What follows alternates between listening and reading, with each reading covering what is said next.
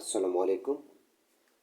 তৃতীয় শ্রেণীর ছোট্ট শিক্ষার্থী বন্ধুরা, আশা করছি অনেক অনেক ভালো আছো। আমি ইনশাল্লাহ ভালো আছি। আজকে তোমাদের গণিত বইয়ের 11 পৃষ্ঠা থেকে সমাধান করছি। আমি বলেছিলাম প্রতিটি পৃষ্ঠা একেবারে প্রতিটি বিষয় পুঙ্খানুপুঙ্খভাবে আমরা পরীক্ষা নিরীক্ষা করে প্রত্যেকটি বিষয় বুঝিয়ে যাব।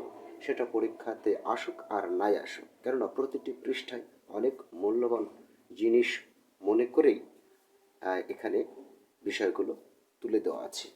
সো আমাদের প্রতিটি পৃষ্ঠায় ভালোভাবে জেনে যেতে হবে আসলে কথায় কি লেখা আছে। ছোট ছোট বিষয়গুলো অনেক সময় এড়িয়ে যাওয়া হয় সহজ মনে করে, আসলে এই সহজের মধ্যেও বোঝার কিছু বিষয় লুকিয়ে থাকে। তো যাই হোক, এখানে তোমরা লক্ষ্য করছো স্ক্রিনে এই মুহূর্তে নিচের সংখ্যাগুলো তুলনা করি এবং খালি ঘরে বড় চিহ্ন বা ছোট চিহ্ন বসে। এখানে একটা জিনিস তোমাদেরকে বুঝতে হবে, ছোট চিহ্ন এবং বড় চিহ্ন অনেক সময় ভুল হয়ে যায় এবং এসব খালি ঘরে ছোট চিহ্ন বসালেও হবে, বড় চিহ্ন বসালেও হবে, কিন্তু কিভাবে হবে এই বিষয়গুলো একটু তুলনা করা শিখতে হবে প্রকৃত নিয়মে। আচ্ছা, তার আগে ছোট বড় চিহ্ন মনে রাখার একটা কৌশল আমি বলে দিই। যেমন তুমি ডান হাত দিয়ে লেনদেন করো, ডান হাত দিয়ে সালাম বিনিময় করো বা কৌশল বিনিময় করো। কারোর সাথে দেখা হলে হ্যান্ডশেক করো ডান হাত দিয়ে খাওয়া দাওয়া করো। আবার ডান হাতের শক্তিটা অনেক সময় বেশি পাও, অর্থাৎ ডান হাতটা একটা আমাদের একটা ট্র্যাডিশনাল, যে আমরা ডান হাত দিয়ে সব কিছু লেনদেন বেশি করতে স্বাচ্ছন্দ্য বোধ করি। সো সম্মানের দিক দিয়ে মনে করো এই ডান হাতটা বড়।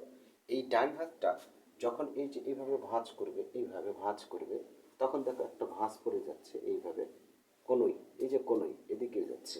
তার মানে বিষয়টা আমি বোঝাতে চাচ্ছি, এই যে কোনোইটা এরকম হয়ে যাচ্ছে, তাই না? এই যে এইভাবে একটু দৃশ্যটা মনে মনে ভাবো। যখন ডান হাতটা ভাঁজ করছো, তখন দেখো কোনোইটা কিভাবে হয়ে যাচ্ছে, তাই না, ভাঁজ। তো যেহেতু ডান হাত বড়, সো এটা বড় চিহ্ন, এটা বড় চিহ্ন। অনুরূপভাবে এবার বাম হাত এরকম করে ভাঁজ করবে, দেখবে বাম হাতটা ভাঁজটা এরকম হবে, কোনো এর ভাঁজ, অর্থাৎ এই হাঁচের ভাঁজ। তাহলে এটা বাম হাত, তার মানে এটা ছোট চিহ্ন, তাই না? এটা বড় চিহ্ন আর এটা হচ্ছে ছোট চিহ্ন। তাহলে এখন বিষয়টা হলো যে এখানে ছোট চিহ্ন বসাবো না বড় চিহ্ন বসাবো, প্রথমটা তুলনা করতে হবে, প্রথমটা ছোট না বড়।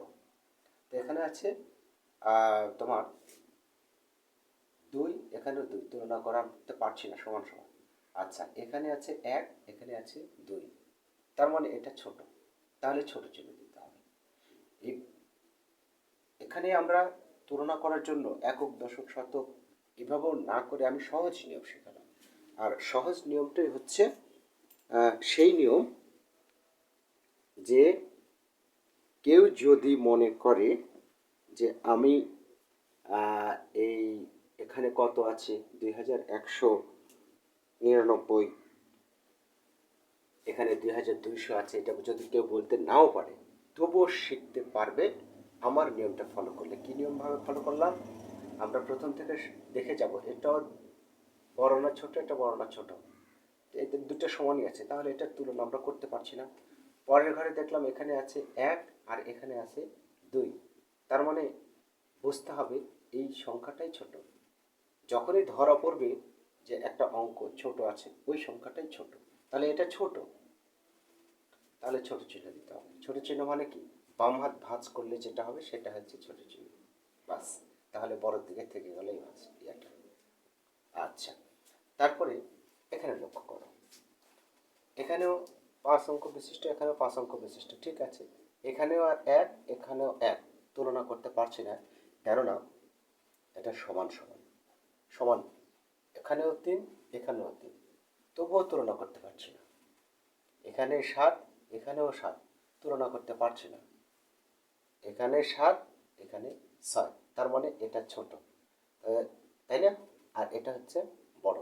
তো প্রথমটা যদি বড় হয় বড় চিহ্ন দেব, বাস। এখানে প্রথমটা ছোট ছিল তাই ছোট ছিল, এখানে প্রথমটা বড় তাই বড় ছিল। পরেরটা দেখো, পরেরটা এখানে 9 9 9 9 9, আর এখানে আছে 1 0 0 0 0 0। দেখে মনে হচ্ছে এটাই বড়, তাই না? আসলে তাও না, এখানে কিন্তু 5 অঙ্ক আছে, তো এরকমভাবে অঙ্কের যদি তুলনা থাকে, কোনোটা 5 অঙ্ক আর কোনোটা 6 অঙ্ক, অবশ্যই 6 অঙ্কটা বড় হবে আর 5 অঙ্কটা ছোট হবে, সে যত বড়ই অঙ্ক দ্বারা গঠিত সংখ্যা হোক না কেন।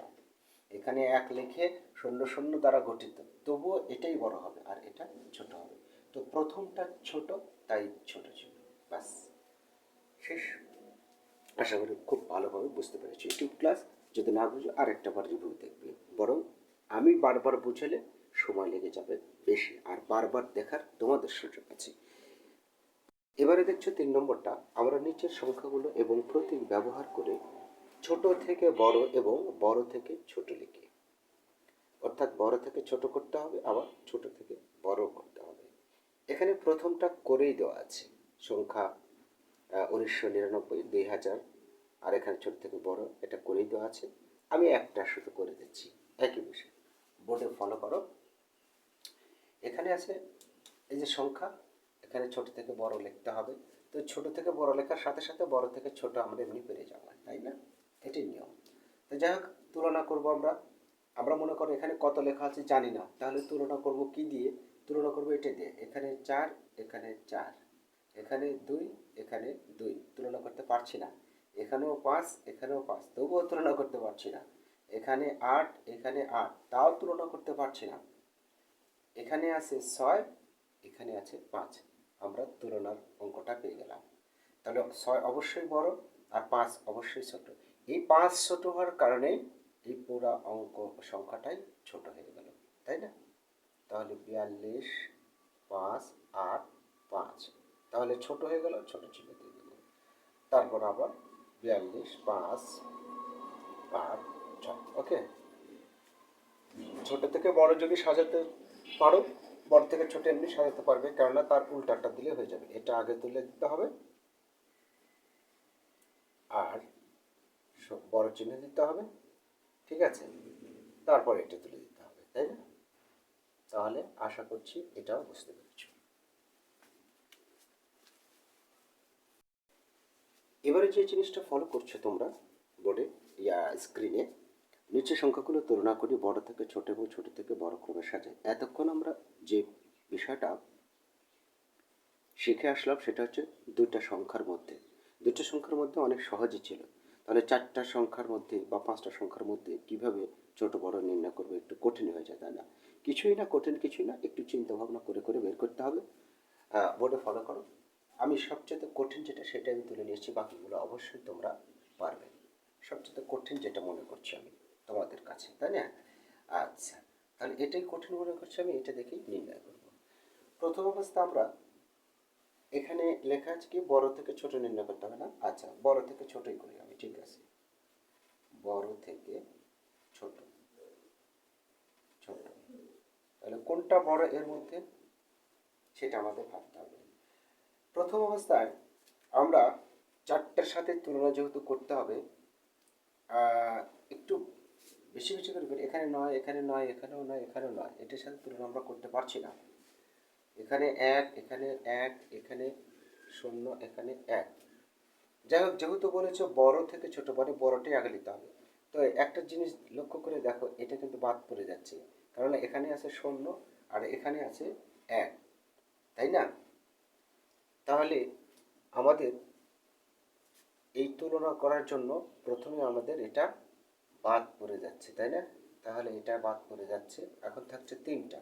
এখন এই 3টার মধ্যে এখানেও 1, এখানেও 1, এখানেও 1, এটা দেখে আমরা তুলনা করতে পারছি না। তারপরে দেখি এখানে আছে 0, এখানে আছে 8, আর এখানে আছে 0, তাহলে অবশ্যই 8 বড় এই 0-র চাইতে, তাই না? মানে তৃতীয় অঙ্কটা যেটা হচ্ছে এখান থেকে আমরা একক, দশক, শতক, হাজার এইরকম ভাবে বললে তোমাদের কঠিন হয়ে যাবে। আমি সহজভাবে তোমাদের বললাম। তাহলে এখানে 8 বড়, তার মানে এই সংখ্যাটাই বড়। তাহলে এই সংখ্যাটা যখন বড় হচ্ছে, এই সংখ্যাটা নিয়ে নেব 9, 1, 8, 0, 9 এবং বড় চিহ্ন দিয়ে দেব।